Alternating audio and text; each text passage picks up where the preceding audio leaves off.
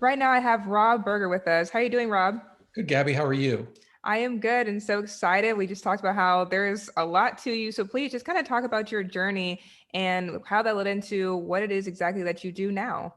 Right. Well, so I was a lawyer back in the day, and I had practiced law for about 15 years in Washington, D.C., and was kind of tired of it, to be honest.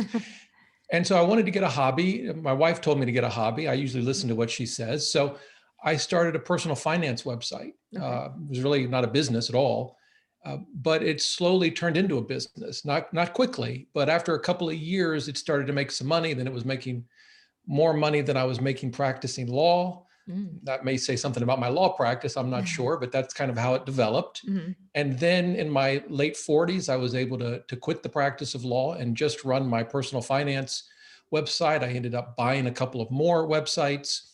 And then in 2018, I actually sold them all and kind of retired Mhm. again. But then Forbes asked me to help them on a project. So I did that for 2 years, and that's a lot of fun. And I'm still working with them part time. I Okay. published a book, Retire Before Mom and Dad. Um, and even my mom liked that book. So there's Mhm. that. Uh, and then I started to work sort of part time as a consultant for the company that purchased my website. Mm. And I'm also building a couple of more new personal finance and investing websites. And I started a YouTube channel. And now I'm here talking to you. And that's pretty much my life story. Okay, so it's been a lot of different things, a lot of different avenues. And so if you could just talk about, was it kind of because, like you said, you just wanted to pick up new things or you kind of fell into it? Like, how was it that you really just were popping in and out? I know you went into a little bit, but was that ever your plan? Like, or is it just kind of happened that way? Well, the reason I chose, or sort of two reasons I chose a personal finance blog to begin with, this was Okay. back in 2007. I was a technology lawyer at the time, so I kind of enjoyed technology. And so the thought of Mm. just building a website, which I'd never done, seemed like fun. Mm-hmm. And I was also very much into personal finance and investing. I'd sort of made that turn from being a lawyer and making a decent salary, but spending it all, Mm-hmm. which is what a lot of lawyers and other professionals Mm-hmm. do, to, no, that's not really what I want. What I want is financial freedom. So, I made a lot of changes. My wife and I, mainly me, she's pretty good with money, but, I made some pretty significant Mm-hmm. changes. And so the blog gave me an opportunity to write about it. So Mm-hmm. those sort of two things came together about the same time. And that's why I picked a personal finance side. I suppose I could have started a blog about anything. Okay. And frankly, it's why everything I'm doing now really in some way ties with personal finance and investing. Okay. And so I'm curious as well. You said you have the blog and then you have the websites. Is there any reason why it's kind of something that, you're not going to necessarily an office every day or anything like that? You're kind of more, like you said, the tech side. Like I know you said you like tech and everything, but at any point did you want something maybe more hands-on, like I said, an office setting or anything like that? Well, yes and no. I have Mhm. no desire to commute to an office, right? Okay. And when I started this, I wasn't thinking lifestyle when I started the Mm. blog, but over time it became obvious. I mean, it's a wonderful lifestyle business. I can work from wherever there's an internet Right. connection, Hmm. and I don't ever want to give that up. Having spent Okay. a long time going to the office every day, particularly in a commute to Washington D.C., which is not a lot of fun. Hmm. Um, so I don't want to give that up, but I do miss the connection with people. Okay. My work can be quite I work a lot in isolation, Hmm. but the work with Forbes and now the work with WebPals, which is the name of the company that bought my site and several others, gives me that sort of interaction with other folks. And so that's been very valuable. Okay, and tying into that, as far as that's kind of helping to the isolation, what else do you do to kind of keep yourself just, still in touch with people and not getting too lonely in that sort of work environment? Well, I'll tell you, it's not been easy with COVID, Hmm. to be Right. quite honest. I mean, it's hard just to get together with Hmm. friends at a coffee shop. Right. And every time you do, you think, boy, this may be a mistake. Hmm. But I do that to some degree. Hmm. And of course, my wife's here, she's retired. Our daughter is living with us for a while, so she's here. So, I have some interaction, but at a professional level, frankly, Gabby, it's been difficult. Yeah. Uh, One outlet for me, oddly enough, is the YouTube channel. And it may seem odd because when I'm producing a YouTube video, there's no one else here. It's still work in isolation, Right. but there is a connection with the people that listen to it. And I get a ton of email from folks. I get comments. It was the same thing when I ran the podcast for my Hmm. site. It's amazing how many connections you develop with folks that listen. And you probably know that from your own Yeah. podcast. that, at least for me, I never got that from just publishing articles on a blog. Mm-hmm. Yeah, so the podcast definitely opened it up for me back in the day. Today, it's the YouTube channel. That helps. But even then, it's been a hard year, I think, for a lot of folks, for a lot of different reasons. And fighting the feeling of isolation is certainly part of it. But, you do what you got to Yeah. do to get by, right? Yeah, and I think that's when a lot of us are kind of having to rely on is just the virtual connections, like you said, through podcasts and YouTube and everything. Yeah. So I think a lot of people can relate to that. And so I'm curious, what exactly can our listeners expect when they do go to your YouTube channel? Well, so my focus is personal finance and investing, Okay.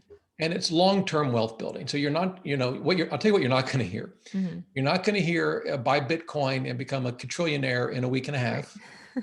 By the way, if you did that, congratulations, but that's not what you're going to hear on my YouTube Mm-hmm. channel. You're not going to hear options trading to get rich quick.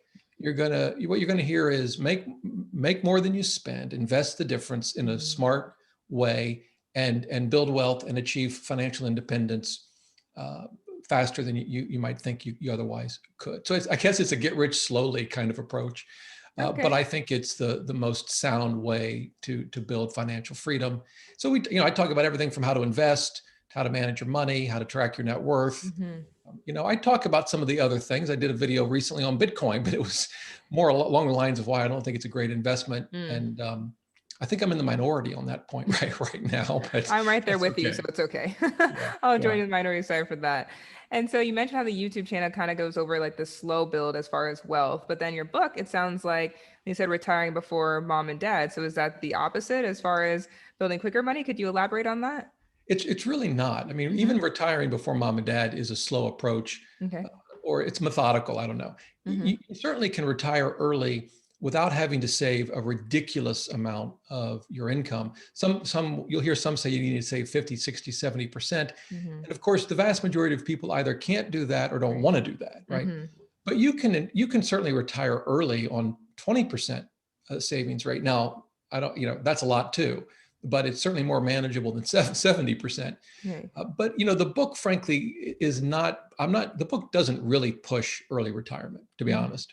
Okay. It pushes doing smart things with your money so that you can achieve financial freedom earlier than most, and then you can decide what you want to do. In my case, I continue to work, but it's work that I love doing, even though I don't have to do it for the income. So the book doesn't really push people to try to Mm-hmm. retire early, but certainly that would be an option.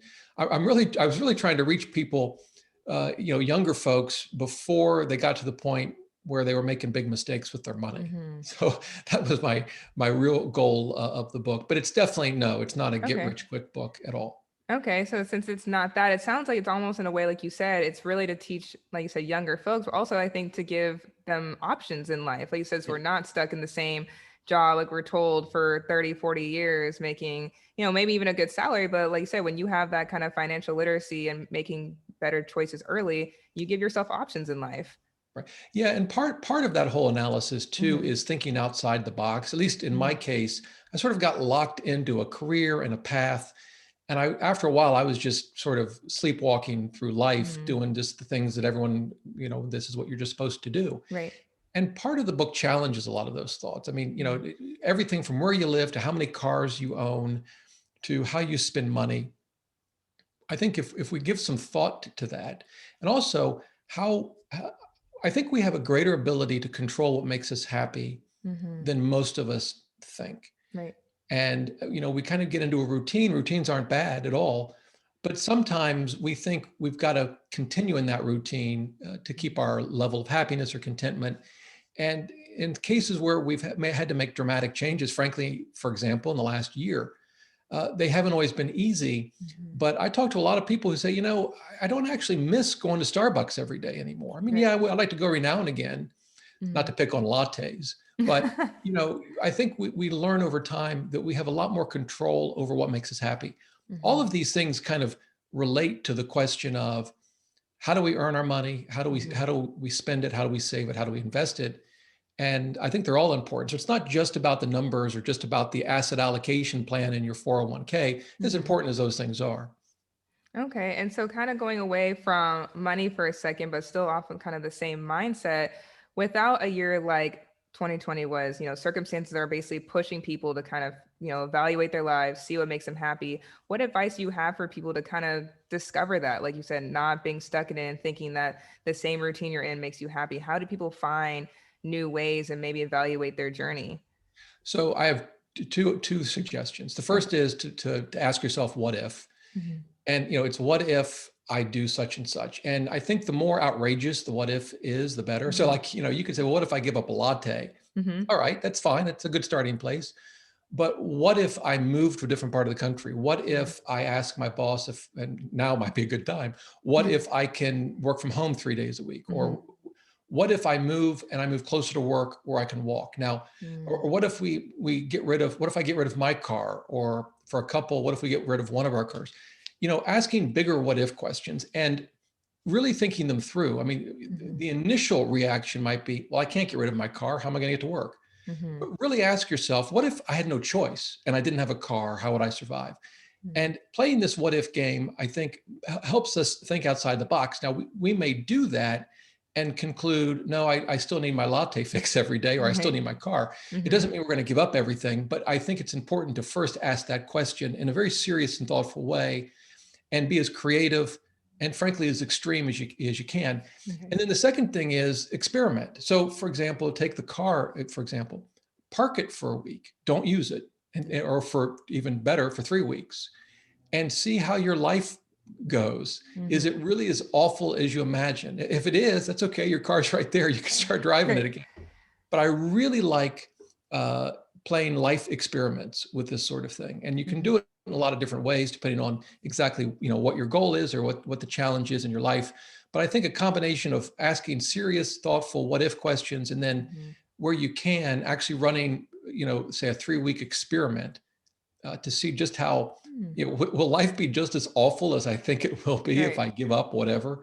I think that can help really help folks break out of the routine. They may go back to it at the end of Right. that. That's fine, but at least you've Mhm. tried, right? So I think that can be very helpful. And that's what I was gonna say. I think that's really good advice as far as experimenting, because I think it can feel so daunting where it's like, okay, I'm making a whole life change. But it's like, well, if you do a trial run, now it tells you whether it works or it doesn't, without having to basically switch your whole life around at one time. Right. Yeah, and sometimes these experiments are forced on us, right? Again, I Hmm. use the latte example, but particularly, a year ago, March, April, no one was going to coffee shop. So you were sort of Right. forced to give it up. Now, I don't know, for some folks listening, that may have been the misery times 10, right? Right. But I think for a lot of folks, they probably thought, yeah, I don't really miss it. And Hmm. so, sometimes we can be intentional about the experiments we run. Sometimes they're forced on us for reasons Hmm. outside of our control. But, I think you can learn from them. I remember as a kid, our TV broke. We didn't have the money to replace it. Boy, the agony was unbelievable. There was no TV. I mean, Right. really, it was. Hmm. But I after believe two it. or 3 weeks, you didn't miss it. So Hmm. anyway, Okay. I think, like I said, I think we have more control over what makes us happy and content than sometimes we give ourselves credit for. Absolutely. So for any of our listeners, where are the best places to get more information about you or just to connect with you? Probably the best place is just robberger.com. And I'll have links to my YouTube channel and everything else and my book, but that's probably the best place to find me. Perfect. Well, Rob Berger, thank you so much for your time today and sharing all of that. We really appreciate it. Thank you.